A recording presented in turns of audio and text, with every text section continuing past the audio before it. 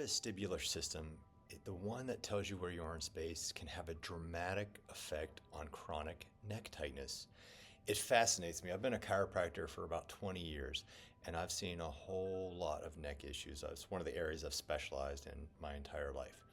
And one of those things that just, it blows my mind when I can take a cloth with some lines in it and run it sideways, and I can change somebody's posture and their perception of where they are in space. See, your vestibular system controls a lot of the muscle movements, and it gets feedback from where you are, from your feet up through your spinal cord, where your position is when you turn your head side to side, up and down. And there's a lot of different ways to test that and to see where you perceive yourself to be in space. But more importantly, your body anticipates where it is going. And so if your body is always feeling like it's spinning to the right, then your brain's going to coordinate and activate muscles that are going to act like you're turning to the left. And if you have that, these muscles right up here that are called your suboccipitals, they're going to stay chronically tight in anticipation that you're going to be turning your eyes and looking that way.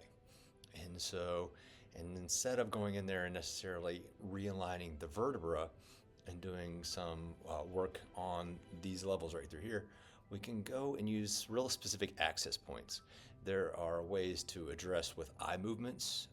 There's ways to put your head in different positions and then have the body tilt one way or the other and move you through to help clear up some of these vestibular inputs into your system. So it's just one of those things that I find so very fascinating, which is like, if you've lived with chronic tightness, chronic pain, and just have not gotten results or reliefs, there are a lot of different sensory input and different mechanisms to get into your brain to help rebalance and redistribute it where that is. If you have questions and you're having this chronic dizziness, you're having long-term issues with neck pain, please reach out to me and let me see if it's something I can help you with.